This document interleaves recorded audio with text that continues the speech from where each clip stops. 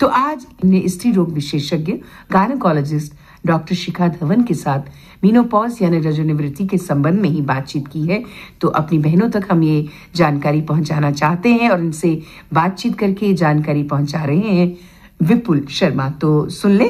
स्त्रियों के जीवन में दो अवस्थाएं आती ही आती हैं। एक जिसे हम मासिक धर्म कहते हैं, उसकी उम्र 13-14 साल होती है तो मासिक धर्म शुरू हो जाता है। दूसरी अवस्था होती है जिसे मीनोपॉज कहा जाता है, जो कि कुछ स्त्रियों में तो 40 वर्ष की आयु के बाद आ जाती है, कुछ स्त्रियों में 50 वर्ष की आयु के बाद आती हैं। ये निर्भर करता है कि किस स्त्री में कब ये मीनोपॉज की अवस्था जो वो आएगी। और ये दो अवस्थाएं जिनमें स्त्रियों के हार्मोन्स चेंज होते हैं, बदलते हैं, तो इनका पता होना बड़ा जरूरी है कि किस किस्म की जो लक्षण भी कहा जा सकता है कि किस किस्म के होते हैं या क्या क्या स्थितियां होती हैं, जब उसे पहचान होनी चाहिए कि हाँ ये मेरे साथ हो रहा है। इसलिए कहा जाता है कि बच्चों के लिए तो बड़ा जरूरी है कि उनकी माताओं को चाहिए कि उनको शिक्षित करें। आज हम इन सब बातों पर चर्चा करेंगे। हमारे साथ स्टूडियो में है गायनेकोलॉजिस्ट डॉक्टर शिखा धवन। डॉक्टर साहब, स्वागत है आपका इस कार्यक्रम में। अगर मैं मीनोपॉज अवस्था की बात करता हूँ तो ये कब शुरू होती है? सर, ये जो मीनोपॉज है बेसिकली सर ये एक ट्रांजिशन है जहाँ हमारी जो औरतें हैं वो एक रिप्रोडक्टिव एज से जा रही हैं नॉन रिप्रोडक्टिव एज में। तो रफली अगर आप चाहेंगे कि अगर हम इसको डिफाइन करें, रेंज में डिफाइन करें, तो जो लेडीज 45 से 55 के बीच में है, इनमें ये चेंजेस आते हैं। और ये मीनोपॉज सडनली नहीं होता है, मतलब आप कहेंगे ना एकदम से ये दिक्कत आएगी या एकदम से, पहली बात तो हम इसको दिक्कत कहेंगे नहीं, ये एक चीज है, ये एक हमारी प्रक्रिया है। जिस तरीके से एक लड़की छोटी बच्ची से आगे जाकर एक वुमन में कन्वर्ट हो रही है, सिमिलरली यही चेंजेस हमारे different over the time lady में होते हैं। इस फेज को हम एक प्री मेनोपॉजल स्टेट या क्लाइमैट्रिक फेज बोलते हैं सर, जो 3 से 5 साल के बीच का एक फेज रहता है सर, जिसमें आपको डिफरेंट चेंजेस आएंगे, डिफरेंट प्रॉब्लम्स पता लगनी शुरू होंगी एंड धीरे धीरे धीरे कर 1 साल में आपके जब मेंसेस बंद हो जाएंगे, फिर हम कहेंगे कि जी हाँ अब आप मेनोपॉजल हैं। प्री मेनोपॉजल स्टेज आपने कही है, उसमें क्या होता है? सर, प्री मेनोपॉजल स्टेज में होता बेसिकली ये है कि सर हर औरत में एक हार्मोन, जो हमारे फीमेल्स हार्मोन सबसे मेन है, वो होता है ईस्ट्रोजन। उम्र के साथ हमारी जो ये ओवरी यानी अंडाशय रहती हैं, ये धीरे धीरे कर अपने अंडे बनाना कम कर देती हैं, जिसकी वजह से पूरे शरीर में ईस्ट्रोजन की बहुत ज्यादा डेफिशिएंसी होने लग जाती है। जो ईस्ट्रोजन की डेफिशिएंसी है, अब ये ईस्ट्रोजन जो है सर हमारे लिए बहुत इंपॉर्टेंट होता है। ये हमारी स्किन,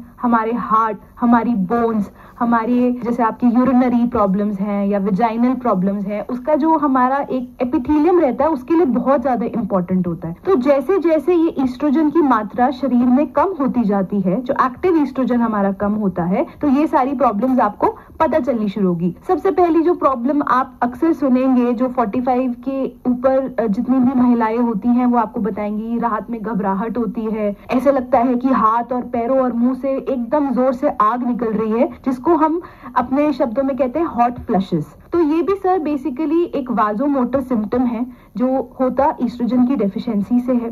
फिर आती है सर कुछ लोगों को हम कहते हैं कि अगर आप अपने इन सब चीजों का ध्यान नहीं रखेंगे तो आगे जाके आपको कार्डियक डिजीज हो जाती है, क्योंकि ईस्ट्रोजन हमारे शरीर के कोलेस्ट्रॉल लेवल्स को भी मॉनिटर करता है सर। अगर आप उसको नहीं प्रॉपरली एनालाइज करेंगे, नहीं करेंगे, तो धीरे धीरे इन पेशेंट्स में आप देखेंगे हाइपरटेंशन, कार्डियक प्रॉब्लम्स बढ़ती चली जाती हैं।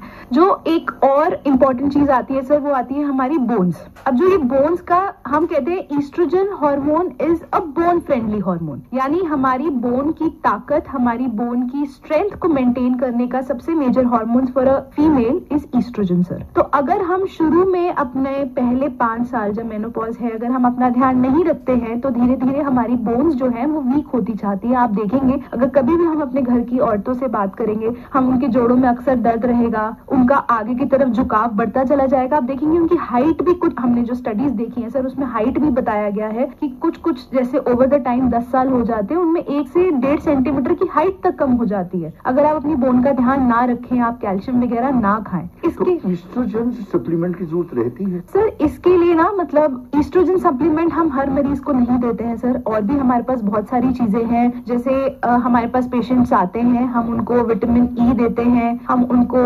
आइसोफ्लेवोनॉइड्स यानी सोया प्रोटीन जो है वो देते हैं सर। बेसिकली वो एक फाइटो ईस्ट्रोजन है, तो वो क्या करता है कि वो हमारी बोन के मेटाबॉलिज्म को, हमारे हॉट फ्लशेस को बहुत अच्छे से ट्रीट कर सकता है। कई केसेस सर हमारे पास ऐसे आते हैं जो बहुत ज्यादा सिवियर हो। जब बहुत ज्यादा सिवियर केसेस होते हैं जो हमारे ईस्ट्रोजन के लिए बिल्कुल हमें फिर उसमें हमें हार्मोनल रिप्लेसमेंट थेरेपी देनी पड़ती है। बट हार्मोनल रिप्लेसमेंट थेरेपी का सबसे मेन गाइडलाइन होता है कि कम समय के लिए दें तो बेहतर है, क्योंकि इसके भी अपने साइड इफेक्ट्स हैं। नहीं, दूसरा आपने कहा जो कार्डियक पेशेंट होते हैं उनको ज्यादा प्रॉब्लम हो सकती है। जो पहले से ही प्री कार्डियक पेशेंट हैं या जो लोग पहले से ही प्री डायबिटिक हैं, जिनको वैसे ही ये बीमारियां हैं, उनके लिए क्या खास हिदायतें होती हैं पहले से ही, जो उन्हें पता है कि 40 वर्ष की आयु वो क्रॉस करने वाली है, तो उन्हें ये चीजों का ध्यान रखना चाहिए। मेनोपॉज के लिए भी जैसे आप जानते ही हैं कोई मेंस्ट्रुएशन के बारे में बात नहीं करता है। सिमिलरली अब तो फिर भी थोड़ा अवेयरनेस बढ़ गई है, बट पहले लोग मेनोपॉज के बारे में बात नहीं करते थे। उनको ऐसा लगता था हमारी उम्र ढल रही है, तो इसके बारे में भी बहुत कम लोग बात करते थे। बट आजकल हमारे डॉक्टर्स में, हमारे इन जनरल काफी सपोर्ट ग्रुप्स आ गए हैं जो इन सब चीजों के बारे में बात करते हैं। हमारे पास पेशेंट जब शुरुआत में ही अपने सिम्टम्स लेके आता है कि डॉक्टर साहब मेरे को रात में बहुत घबराहट होती है, ऐसे लगता है आग निकल रही है, या मेरे जोड़ों में बहुत दर्द रहता है। कुछ लोगों को महीनों की प्रॉब्लम शुरू हो जाती है सर। महीनों की प्रॉब्लम कैसे कि किसी को पहले महीने चढ़ जाएंगे, फिर एक्सेसिव में ब्लीडिंग होगी। तो ये सारी जब दिक्कतें होती है, हम अपने औरतों के लिए यही बोलते हैं कि आप तुरंत अपने डॉक्टर से बात करें, वो आपको ज्यादा बेटर गाइड कर पाएंगे, ज्यादा आपकी मदद कर पाएंगे। अब इसी चीजों के लिए अब आजकल हम पेशेंट्स को देते हैं sir isoflavonoids. Isoflavonoids basically sir soya protein से बनता है। वो एक तरीके का फाइटो ईस्ट्रोजन है, यानी प्लांट बेस्ड ईस्ट्रोजन है।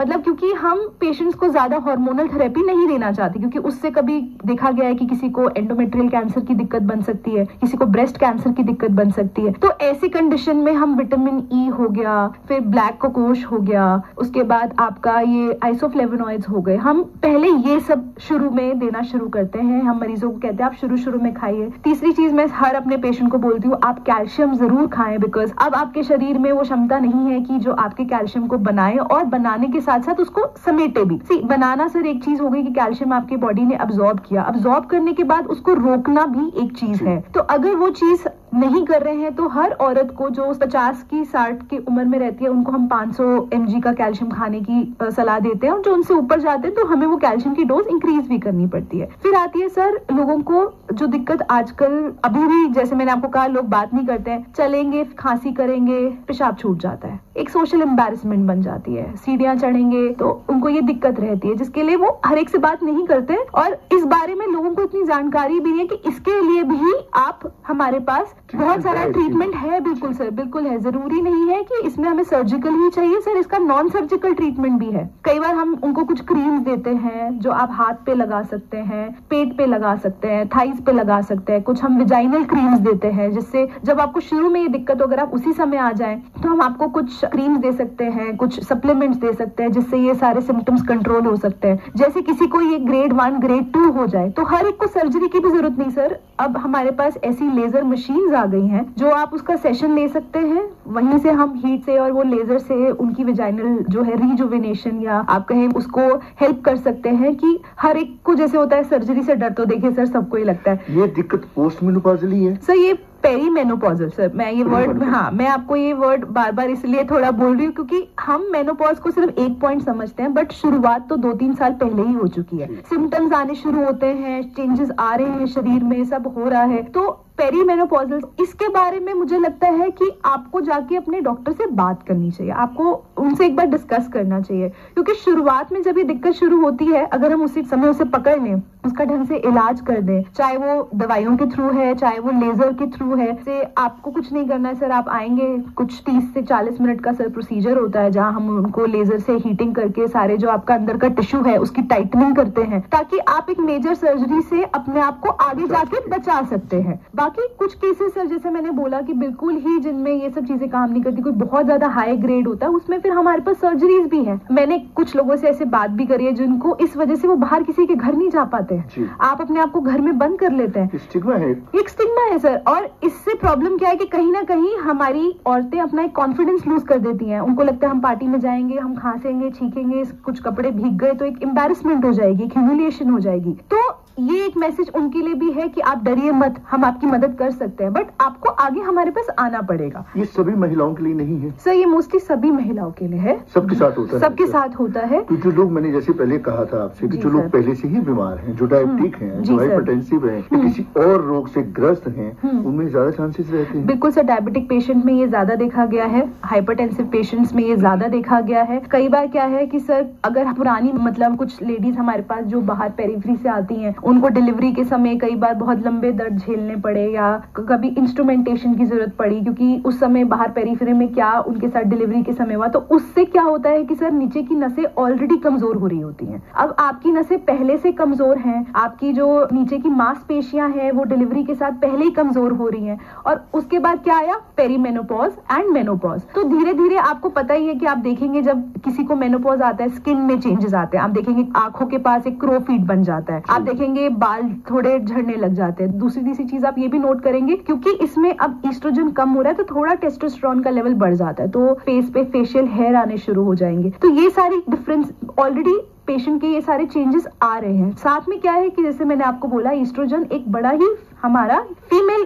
फ्रेंडली हार्मोन है, तो मांसपेशियों में कमजोरी आने लगती है। आप देखेंगे उनके जो एक किसी भी सामान उठाने की क्षमता है वो कम हो जाती है, चलने फिरने की क्षमता, उनको लगता है कि हम उतना नहीं कर पा रहे जितना हम पहले कर पा रहे थे। तो यही फिर जो मांसपेशियों की कमी है वो धीरे धीरे क्या होती है, वो बढ़ती चली जाती है, जिसकी वजह से जो हमारा ब्लैडर है जो नीचे की तरफ है वो और नीचे की तरफ एंगल बनता जाता है, और फिर उस वजह से ये दिक्कतें फीमेल्स में ज्यादा आती हैं। तो इसीलिए हम उनको कहते हैं कि आप या तो दवाइयां और जो कसरत हम बताते हैं पहले वो करें, पर जिनका ज्यादा बड़ा हो जा रहा है वो पहले लेजर से भी कोशिश कर सकते हैं, या जो हमारे पास और भी टेक्निक है वो कर सकते हैं। नहीं तो लास्ट में हम उनको कहेंगे कि आप, डिपेंड करता है सर एग्जामिन करने के बाद कि उनको सर्जरी की रिक्वायरमेंट है या नहीं है, बट आएंगे, बात करेंगे, शर्माएंगे नहीं, तो हम उनको प्रॉपर गाइडेंस दे सकते हैं। कुछ बीमारियों में लैंड करते हैं, जैसे अगर हम ऑस्टियोआर्थराइटिस की बात करते हैं, जी सर, तीसरा पोस्ट मेनोपॉजल या पेरीमेनोपॉजल की कहती हैं आप? हाँ जी सर, बिल्कुल। मैंने जैसे बताया कि ईस्ट्रोजन एक बोन फ्रेंडली हार्मोन है, तो वंस हमारा ईस्ट्रोजन का लेवल कम होता है तो बोन की स्ट्रेंथ जो है, बोन बनाने के जो तत्व है वो भी काम करना कम करते जाते हैं। जैसे कि मैंने पहले भी कहा कि कुछ लोगों में देखा गया है कि हाइट भी उनकी 1 से 1.5 सेंटीमीटर कम हो जाती है। ऐसे इसलिए जब पेशेंट आते हैं हमारे पास मेनोपॉज अटेन करने के बाद, हम कहते हैं आप साल साल में हमारे पास चक्कर लगाएं, हम उनका ब्रेस्ट एग्जामिनेशन करते हैं, क्योंकि ऐसा देखा गया है कि मेनोपॉज होने के बाद कई बार जिन्होंने पहले बहुत ज्यादा हार्मोनल पिल्स वगैरह खाई हो, उनमें ब्रेस्ट कैंसर की इंसिडेंस थोड़ी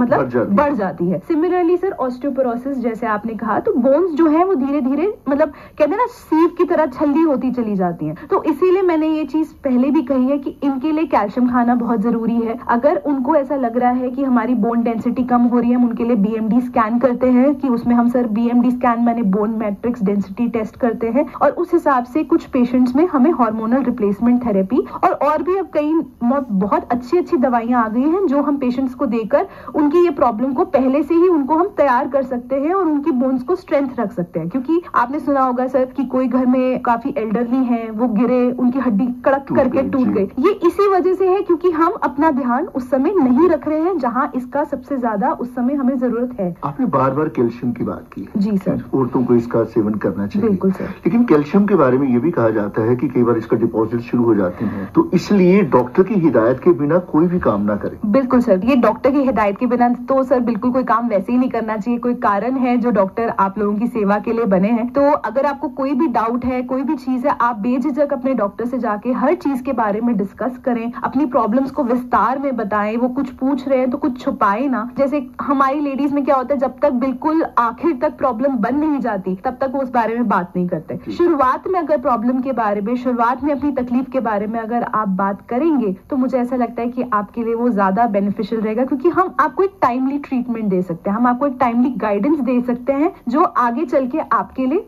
ज्यादा अच्छा रहेगा। अच्छा, जो नहीं पहुंचती हैं, जो प्री मेनोपॉजल स्टेज पे आ चुकी हैं या आ रही हैं या पोस्ट मेनोपॉजल स्टेज में जो हैं, इनके लिए कोई खास हिदायतें होती हैं? जो पेशेंट हमारे पास आते हैं मैं उनको एक ही हिदायत देती हूँ कि आप अपना कैल्शियम का सप्लीमेंटेशन प्रॉपर रखें, pre menopausal and post menopausal. पहले जो, हाँ जी सर, मतलब क्योंकि सर जैसे मैंने आपको बोला कि 2 साल इधर और 2 साल इधर, आपकी बॉडी बहुत सारे चेंजेस में जा रही है। जब तक आप उन चेंजेस के थ्रू जा रहे हैं, अगर आप अपना प्रॉपर ध्यान रखेंगे तो आपके लिए ये जो ट्रांजिशन है वो थोड़ी इजी बन जाएगी। अच्छा, कुछ महिलाओं में जो ज्यादा ब्लीडिंग होती है, जी सर, तो उसके लिए लिए भी कुछ रोकथाम की जा सकती है? जैसे मैंने कहा, आप आएंगे, हम उसके टेस्ट करवाते हैं। टेस्ट में हमें ये देखना है कि ये दिक्कत क्यों बन रही है, क्योंकि एक एज के बाद, जैसे मैंने कहा, इंडिया में अगर हम लगभग लेकर चले तो 45 से 55 के बीच में ये मैक्सिमम लोगों को मेनोपॉज आ जाता है। 50 एक ऐसी एज है जहां मेरे को लगता है कि ऑलमोस्ट 90% से ऊपर लेडीज जो हैं उनका मेनोपॉज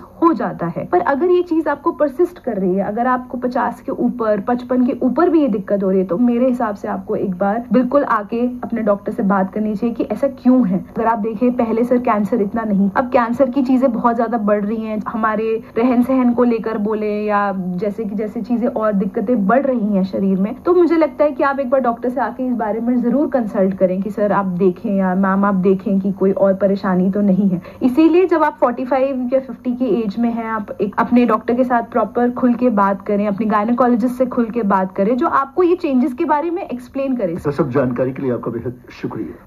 अभी आपने स्त्री रोग विशेषज्ञ यानी गायनेकोलॉजिस्ट डॉक्टर शिखा धवन के साथ मेनोपॉज के संबंध में की गई भेंट वार्ता सुनी।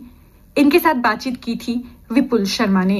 हमें पूरी उम्मीद है कि हमारे श्रोता, हमारी बहनें इस साक्षात्कार को सुनकर अवश्य लाभान्वित हुई होंगी और जो मिथ, जो संशय उनके दिमाग में थे वो जरूर दूर हुए होंगे। तो रोहिणी, हम आज का ये कार्यक्रम यहीं अब खत्म करेंगे।